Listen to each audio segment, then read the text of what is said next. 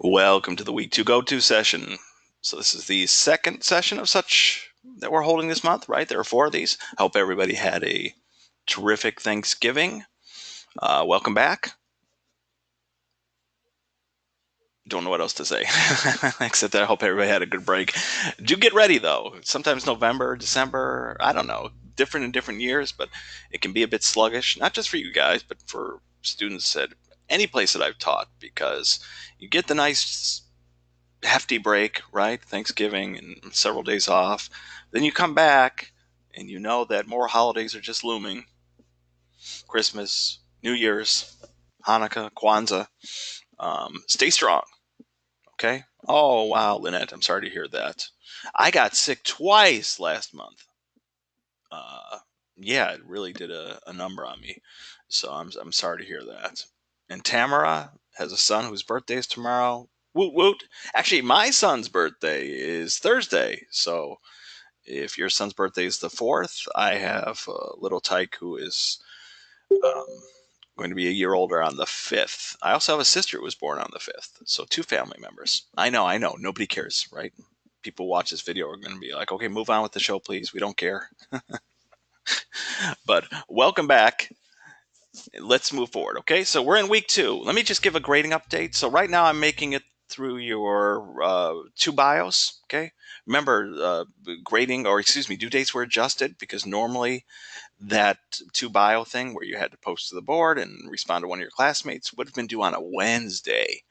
And we could have kept that because we were open as a school through Wednesday, but with the Thanksgiving looming and people hitting the road, or about 70% of our students are online students still, even if you're not traveling, you're getting things prepared, or at the very least, your mind is not focused so much on school.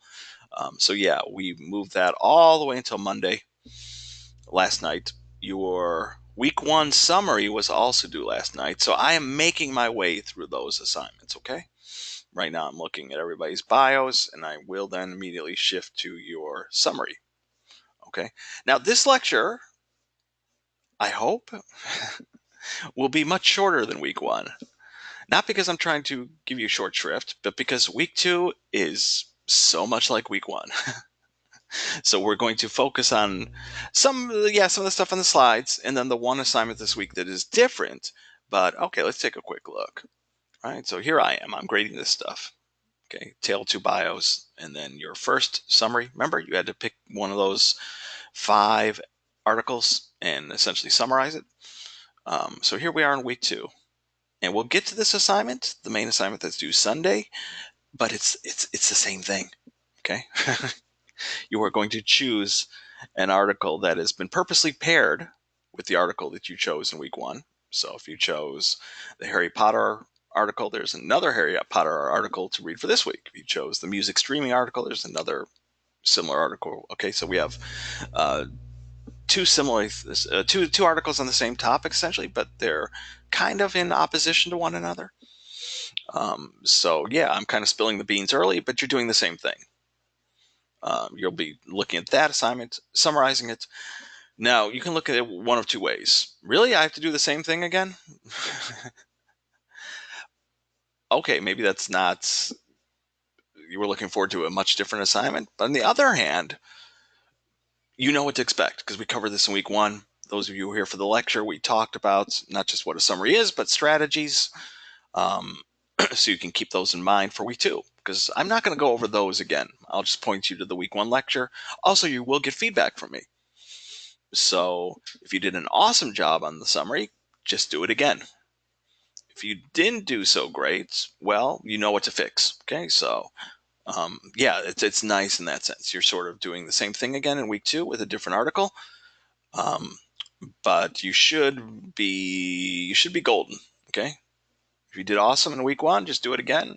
If you need improvement, well, make those adjustments. But yeah, it's going to take me time to get through. I hope to, if I can be Herculean in my ability to get things graded by Thursday. Technically, I have all the way until Friday at 5 p.m. to get through everyone's grading, but I'd like to get done sooner than that because obviously you could use that feedback toward this assignment that's due Sunday. And although, sure, we have lots of students, not just because they maybe procrastinate, no, you guys got lots of things. Again, so many of our students, um, especially the ones online, but also the ones here in Orlando, they're juggling multiple things. Some people have a partner or spouse. Some people have kids. Tamara just said she has a son whose birthday is tomorrow. So the weekend is not just that you're putting things off, but that's where you find the time and space to work on things. Okay. But some people like to get started earlier, and that's more difficult to do if I'm still grading. So I am making my way through the week one stuff. Okay. But just like you're all coming back from Thanksgiving break, so am I. And nothing, well, things weren't due until Monday night. So now I'm getting to those today and Tuesday. So let's talk about, well, actually, let's go through some of the slides. Okay, so welcome to week 2. Okay, so it's titled Critical Thinking. So I want to talk about a little bit about this in the sense that maybe right now you're wondering, why am I summarizing this article in week 1? Now in week 2, I'm choosing another article and summarizing it again. Is there some sort of grand purpose here, or am I just being asked to just summarize things? Yeah, there is a grand purpose. And part of it is this issue here of critical thinking, which has become kind of a buzzword. I don't think there's a single college in the country that doesn't mention the importance of critical thinking. But it's not just a buzzword. Okay. Critical thinking, you can Google it and find out a dictionary definition, but I will tell you that critical thinking is the ability to go beyond just, for example, summarizing things. Or, and this is important in 2019, in a world in which, and I promise I'm not going to get on a soapbox, I'm going to stay away from politics and things like that, but go to any YouTube comment section, which I know is not exactly the magnet for the most thoughtful discussion, but Reddit threads, or even comment sections underneath articles, right? So it might be a very prestigious newspaper like the New York Times in the comment section. There are thoughtful people who make comments, but there are also people who just, it's clear that they haven't read the article. They're very good at giving opinions. They're very good at making knee-jerk reactions. And the reason I say this again is not to get on a soapbox, but we're in a strange place in 2019 where people are awesome. They're very skilled at letting you know what they think. They don't hesitate to let you know what they think. Anybody who spends any time on the internet knows this, right? You can spot the difference, hopefully, between people who are thoughtful online and people who are just, and listen, there's nothing wrong with passion. But what we want is to encourage people to be thoughtful, to be intelligent, and to be passionate. It's great if you're fighting for something. But yeah, sometimes comments underneath an article, yeah, you have to read the article first. You don't get to skip steps. I know it's tempting to dive right into discussion and let the world know, you know, if your name is Jim, the world according to Jim. But in this class, we're purposely having you go through articles that are not, we don't pick like hot button issues. So no articles on abortion or nothing on politics or religion.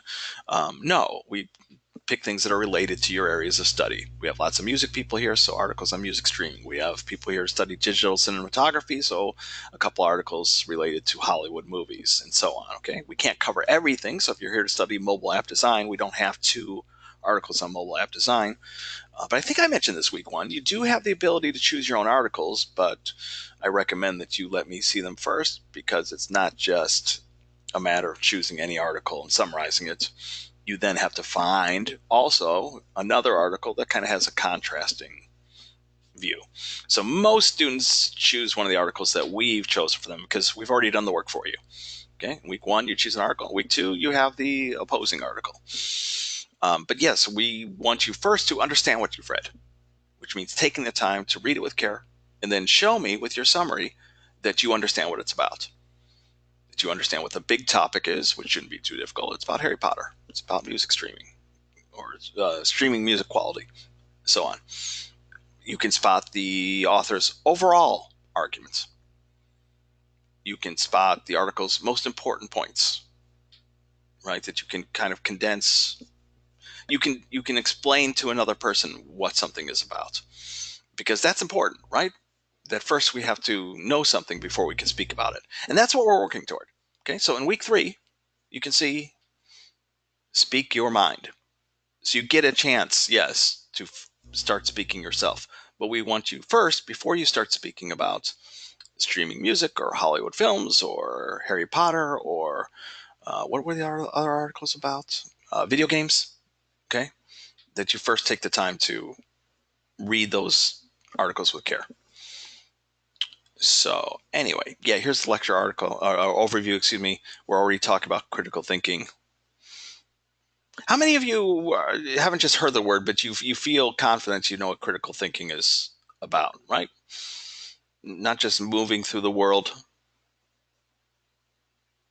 um, viewing things like with blinders, right? You see just what's in front of you, or but being able to, yeah, being able to interpret the world, to think about the world, to think about things. And part of critical thinking, by the way, is, for example, thinking before you speak. No, you don't have to be an expert through and through before you can give your opinion on something. But maybe you should see the film before you start blasting it. Or maybe you should read the article before you jump down to the comment section and start screaming in all caps, right? So yeah, it's taking the time to see the world around you, to interpret the world around you, and ultimately, yes, be able to share your opinions, your thoughts. Sometimes you might be more held back. Sometimes you might be very, very passionate. But either way, you're coming at it from a more thoughtful position because you know how to critically think. Um, yeah, we'll get into this other stuff. Actually, not too much though, because in week one, remember, I showed in real time how to create an APA reference. So same thing for this week. Uh, Here's a nifty quote from Albert Einstein. Value of an education is not the learning of many facts, but the training of the mind to think. So that's kind of what I've been echoing, right?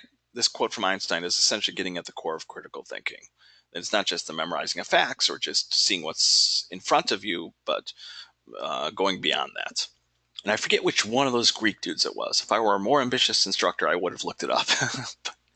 But it was one of those guys, Plato or Socrates or Aristotle, who said something like see, now I can't remember the quote. The unlived life is not worth living. Okay. But yeah, all these famous quotes that kind of get at the core issue of you can move through life with blinders on, like horses. You have to have those flaps on either side of their eyes so that they only look straight ahead and don't go nuts or crazy.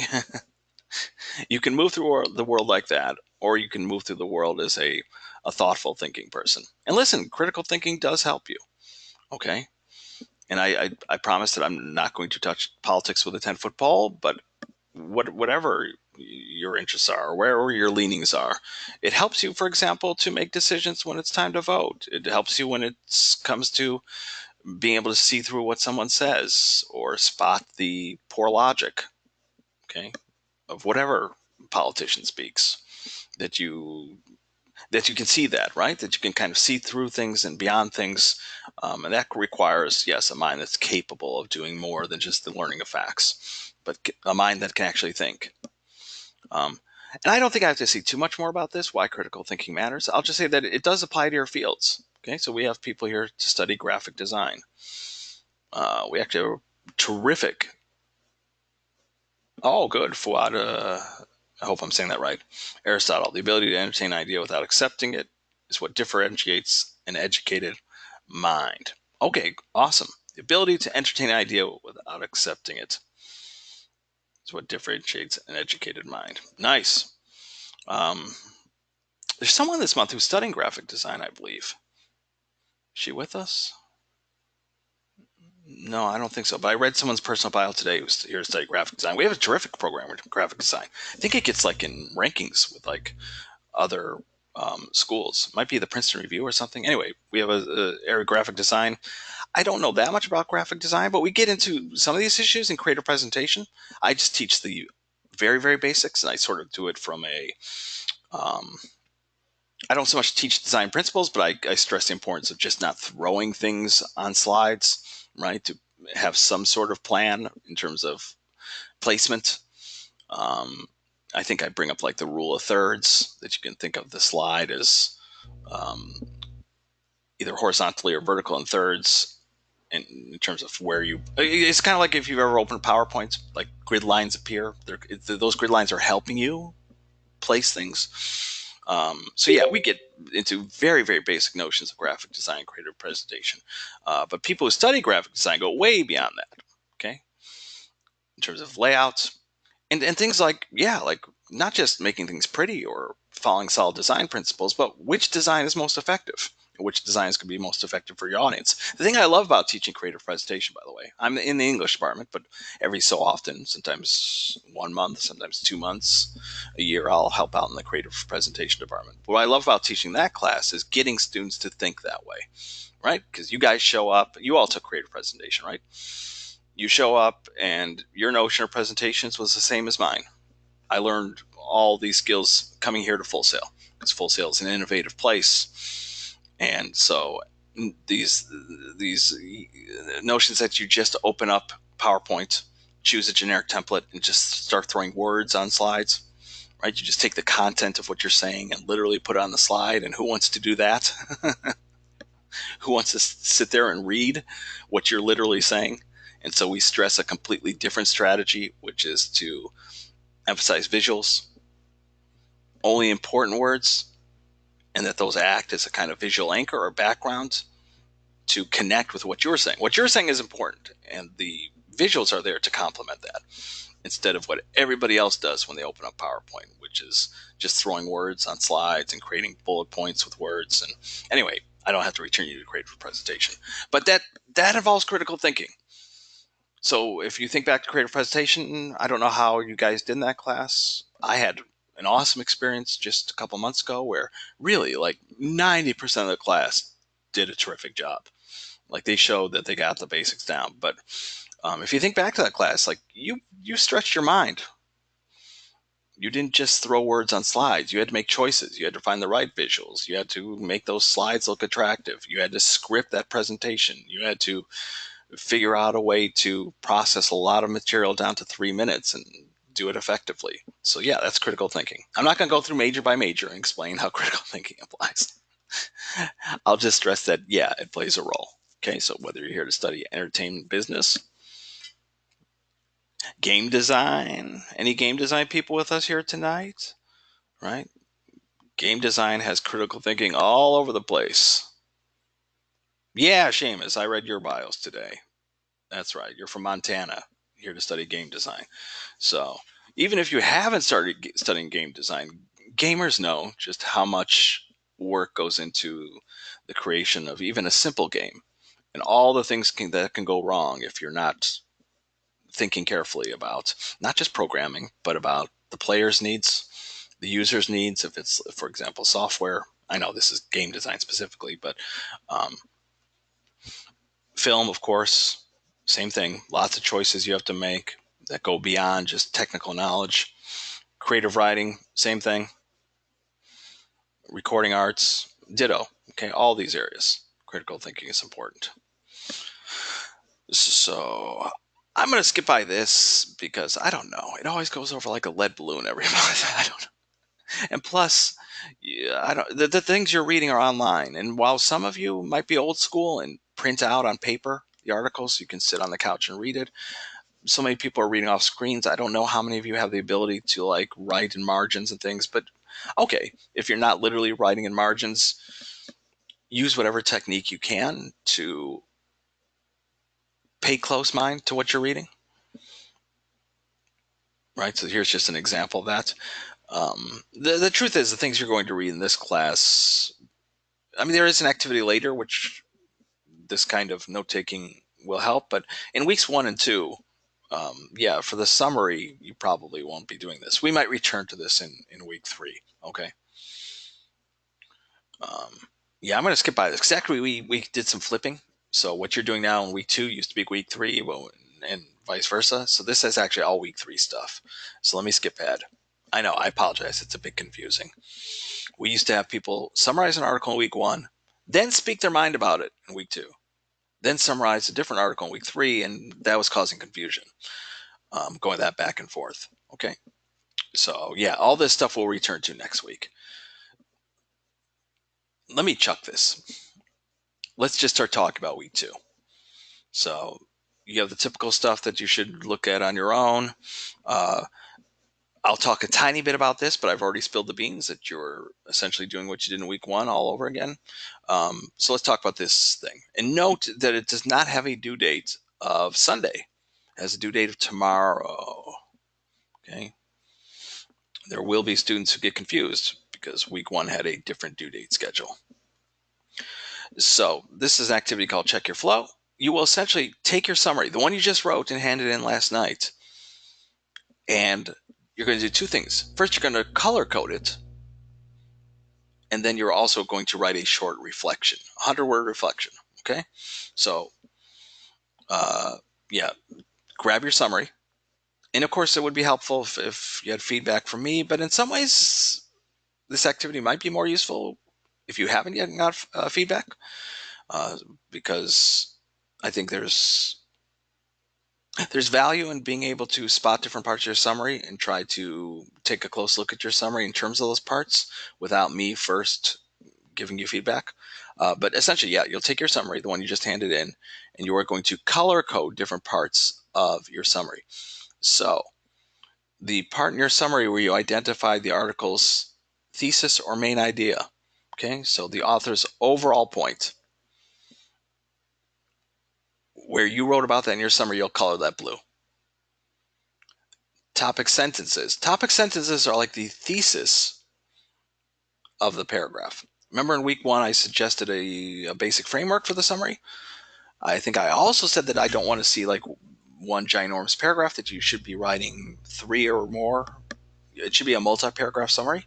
Okay, that there should be a perhaps short introduction and then other paragraphs that get into the various main points raised in the article.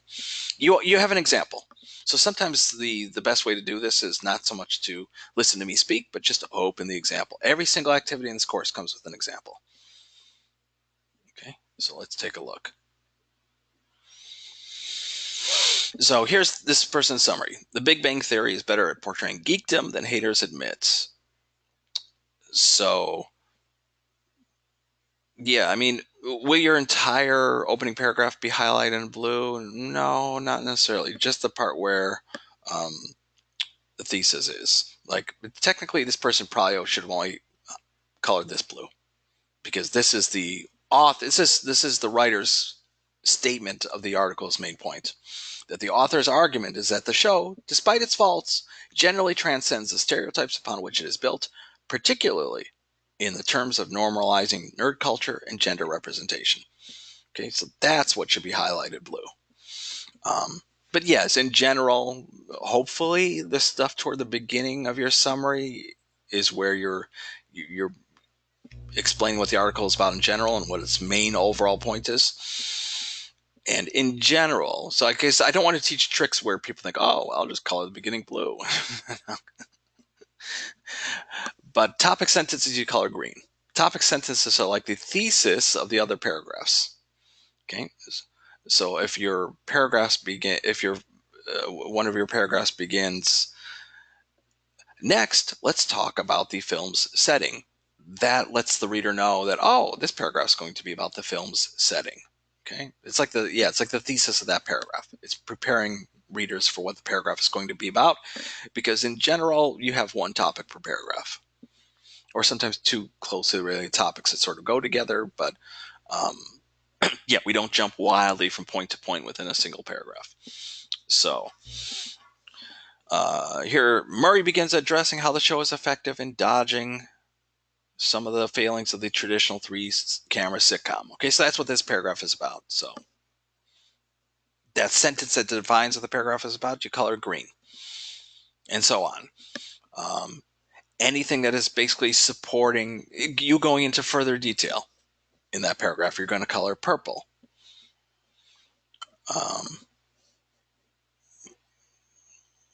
Well, actually, direct evidence. I'm sorry, direct evidence. You're going to color purple. The specific details that the details in which you're explaining things are going to be colored red. And concluding ideas, basically the stuff at the very end, is going to be pink. It's not as difficult as it sounds. I'm not explaining it as clearly as I should. It's not as difficult as it seems. If you watch the week one lecture or you study the week one summary example, hopefully you produce something that's kind of similar to this. And yeah, can you identify the part in your summary where you identify the article's overall main point? Color that blue. Hopefully your paragraphs began with something that sets the stage. Color that green. Anytime you get into very, very specific evidence, which would be like the specific examples the article uses, color that purple. Anytime you're just explaining things in your own words, what the article's most important parts are, color that red. And then, yeah, at the very end, if you have some concluding remarks, you're going to color that pink. Again, if my explanation is not very clear, just read through this because, again, it explains what you need to do. And if you need help, click on the example. Okay. But that's not it. It's not just a matter of color coding different parts of your summary. And listen, guys, I'm not the toughest instructor in the world. So as long as you're not just randomly coloring things, I generally find that, like, let's say you confuse purple and red. I don't care. Both of these are kind of in the area of, have you identified the article's overall point? Good. Do you have paragraphs that sort of indicate what they're about? Good. Do you get into specifics about what the main points or juiciest points or details are in the article? Colored them one of these. Good. Do you have some sort of concluding remark? Good. Okay, that's how I look at it. I don't have enough time in life to examine the colors with that much specificity. But once you've color coded, then you're going to write a short reflection and answer these questions. Okay. Um, were there places you could have improved? Did the color coding help illuminate any things, errors that you didn't notice before? What aspects of your summary were working well, right?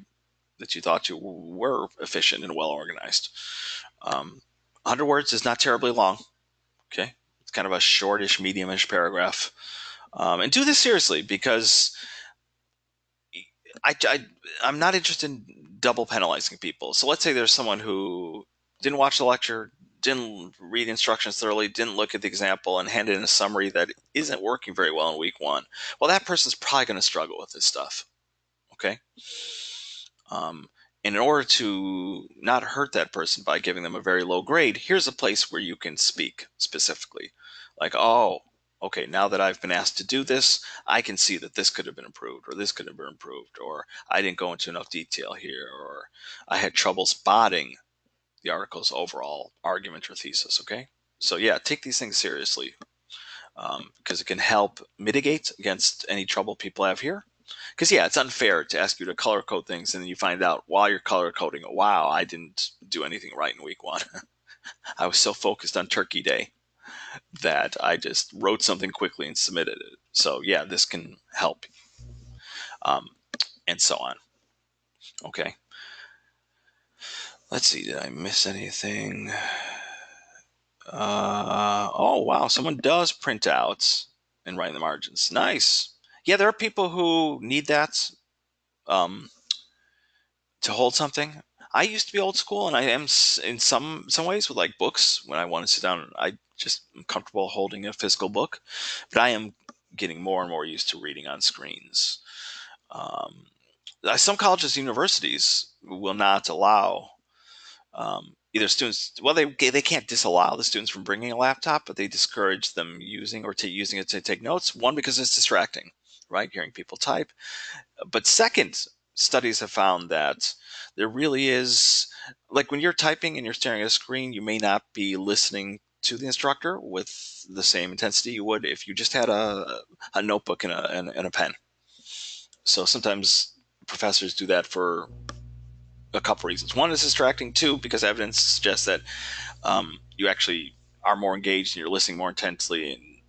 And some people just like the tactile sensation of writing with a pen or a pencil on actual paper in a world that's going paperless. Okay, so do whatever works for you.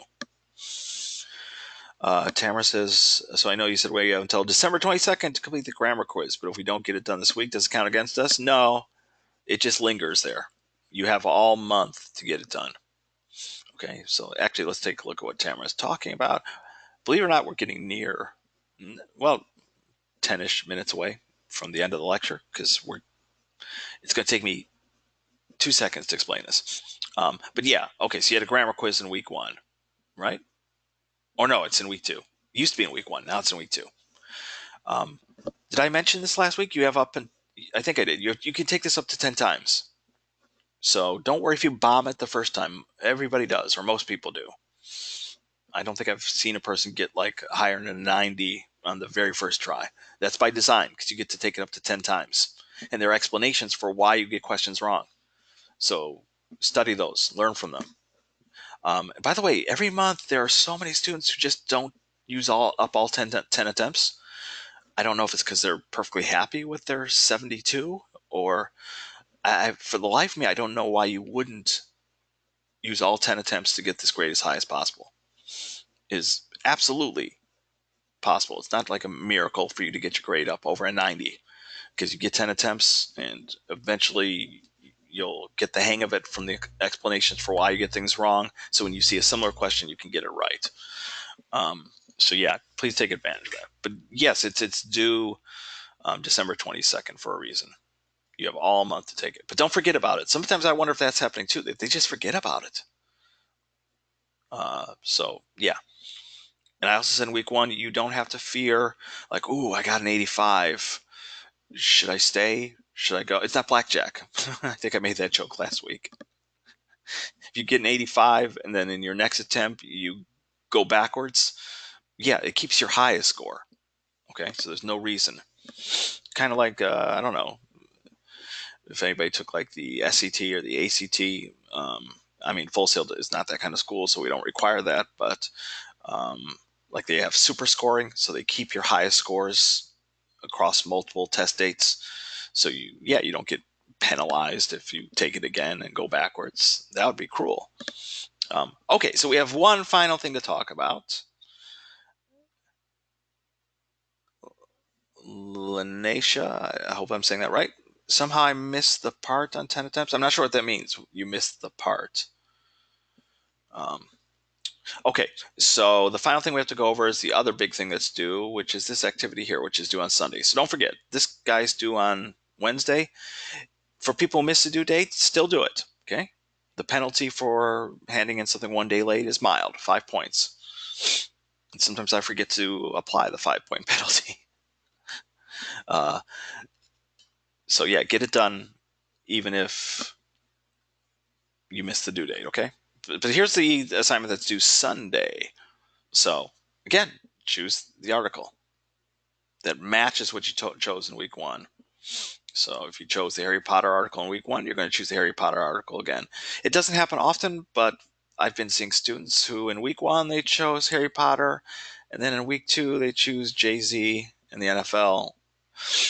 And usually I catch it, but sometimes because I have 3 sections of students with over 70 people, I forget that in week 1 they wrote about this, and in week 2 they why would we have you read 2 entirely different articles? Again, because you don't know what's yet coming in week 3 and week 4, but ultimately you're going to be dealing with both articles in a final paper, where you're going to be folding in on some level the ideas that you've read in both. So yeah, we wouldn't ask you to read 2 completely different articles. So, and I believe they're listed in the exact same order. So you don't even have to find it. If you pick the first option in week 1, you'll choose the first option here. Here, let me quickly verify that.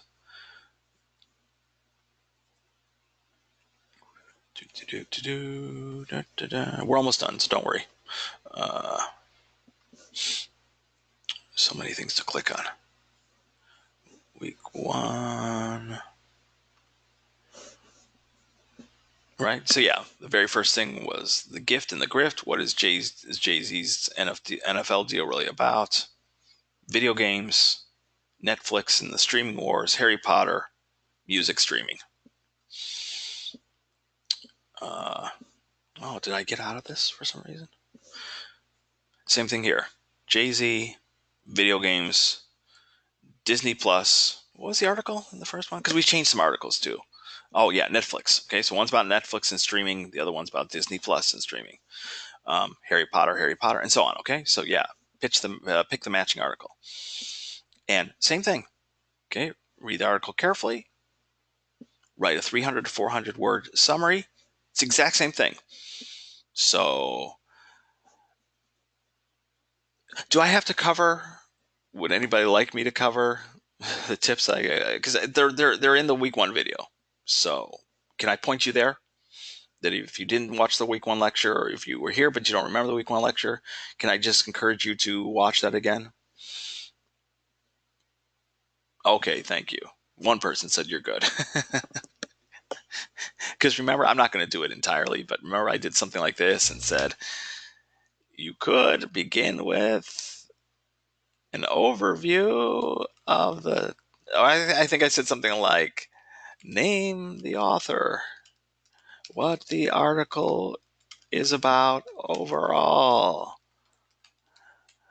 and its main argument, thesis, okay? And so on. And I think I said, main point number one. I'm not going to do it all again because I did this in week one, but the information's there, like a suggestion. And you always have examples. So zooming out example. So if you didn't watch the lecture or for some reason you don't think my explanation things are very clear, you can just study the example. So here's this person has chosen yet another article on the Big Bang, and you can see her summary of it. Okay. So I think that's cool, by the way, that we always have examples. So you can always study. Now, in this case, I'd have to take a closer look at this because, but this one is just two paragraphs.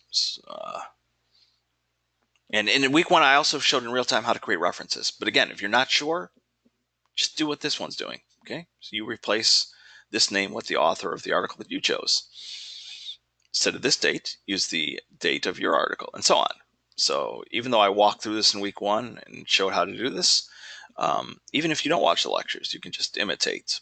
Um, and most students are fine, but yeah, every so often, uh, I don't know, the results just aren't great when you try to do it without watching the lecture, without studying the example, without reading the instructions. That's when things get a little bit dicey, but you really do have so many ways in which you're not in the dark. Okay. Really, though, that's all I want to cover. Okay. So 35 minutes. I'm hoping that that's okay with you guys. I could go into detail again about how to write a summary, how you might organize a summary, how to create a reference, but I covered that last week. And you have the example as well. So can I get away with not covering that again? If anybody wants me to cover it, if anybody says, here's the deal. Those of you who are good, you are allowed to go enjoy the rest of your evening. I thank you so much for attending. I will see you next Tuesday at 7 p.m. If there's anybody here who's like, you know what, I would like to see you create a reference in real time. Okay. Oh yeah, if I'm mispronouncing, I apologize. Yorgaki, yeah, I remember your message. Okay, so you can always find the lectures every week in the point two or the point two activity. So in week one, it's here 1.2, learn, and it says lecture. Okay, and reading assignments. So in week two, it's going to be here. And if we go into the week one, you will see there's the link to register for the session, but then you get the lecture itself.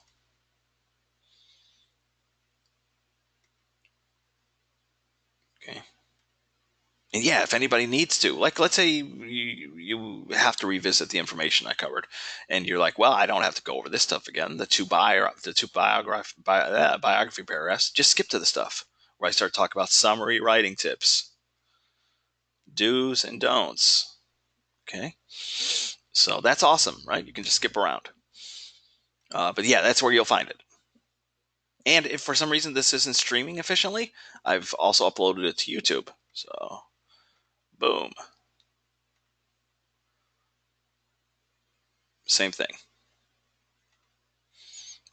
But yeah, Yorgaki, you're good. It's good that you're here tonight. And people either attend lectures or watch the lectures. They do fine. I think I said in the week one lecture, the people who don't do well are the ones who literally don't hand in assignments or hand in assignments, but I have no idea what they are. What is this? This isn't the assignment. What am I reading?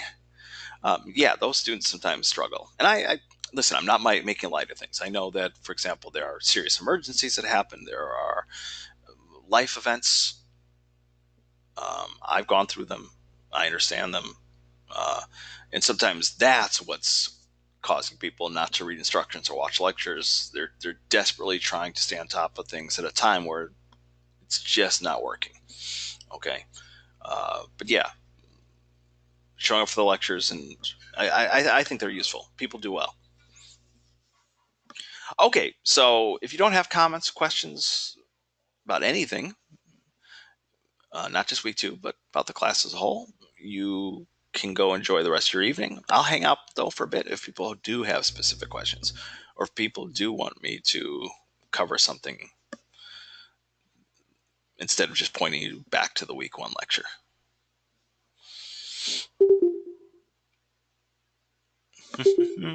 Because yeah, in week one, remember yeah, it's like the same thing. Your main assignment to Sunday is the exact same as week one. It's just a different article. Tamara says, when you have to reference more than one article, how do you separate them with a period or a semicolon or a comma? Are you talking about like a reference? Uh, we're not at the stage yet where you'll have two things listed because in week one, you only had to create a reference for the article you're summarizing. So this week, you'll choose the appropriate article, right? So let's say it's this one on Jay-Z, and you will create a reference for that.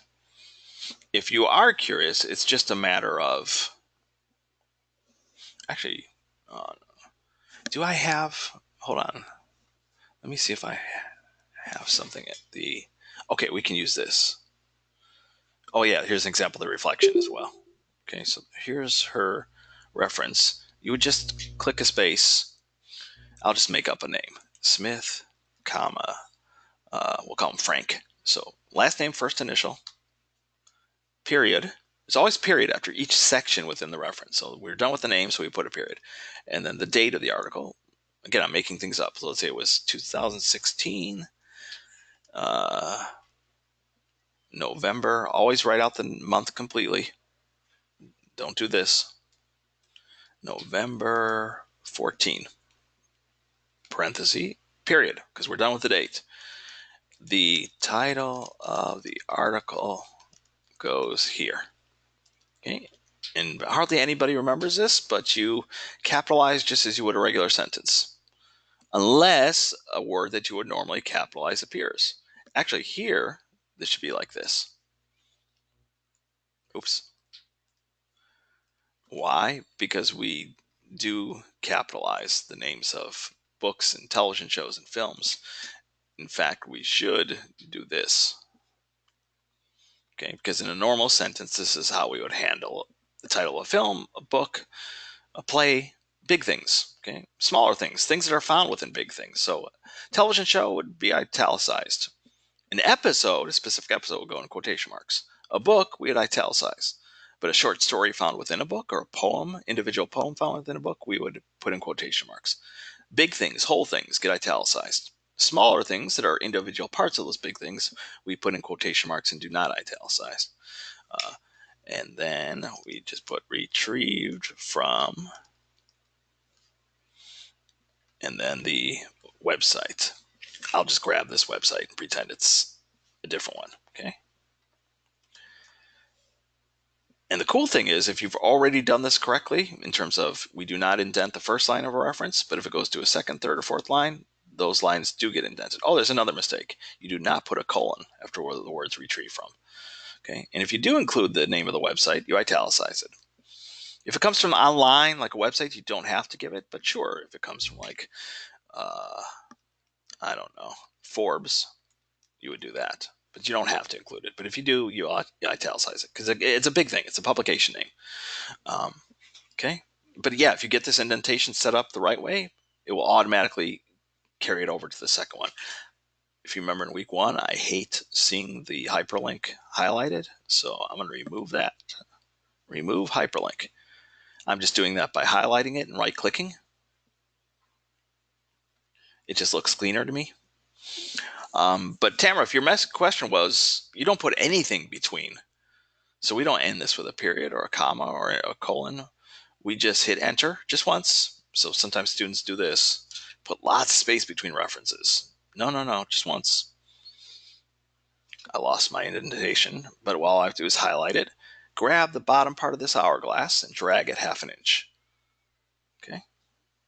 So it's that simple. And we do put them in alphabetical order.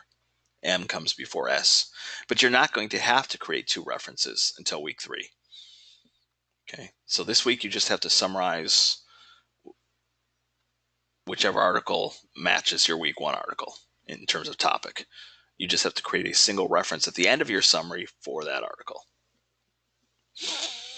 Okay, good. Any other questions? Still recording because people watch the lecture maybe found that information important, or they liked seeing me create in real time a reference. Oh, that's some feedback I was writing. Oh, here we go. Okay. So yeah. And actually you would also put the word references. No colon. You don't bold it, you don't highlight it, you don't underline it, just a simple word references. That's the beauty of actually any style system. MLA, APA is that, for example, use Times New Roman 12-point font for the entire document. The entire document is also double spaced, but we do center it. Okay. Now, technically, we don't make a big deal about this, but if this were a full essay, you technically should put the references on a brand new page. We don't make a big deal about this. We just want to see a reference at the end. But yeah, technically, even if your essay ends here and there's a lot of empty space, you begin the references on a fresh new page. If you want to do that, awesome. If not, just make sure that you have a proper APA reference, because APA is the style system used in all Full Sail classes. I think I mentioned this week 1, right? Some instructors are very serious about it. Very intense, where if you get any little thing wrong, they'll notice it. Others, it's like, can you create a reference? Do you know how to double space and indent the opening line of a new paragraph? Things like that. Okay, other questions, people? If not, I'm going to stop the recording, I think, because the people watching at home are probably like, didn't he just promise that it was over 10 minutes ago? Why is he still speaking? So I will stop the recording.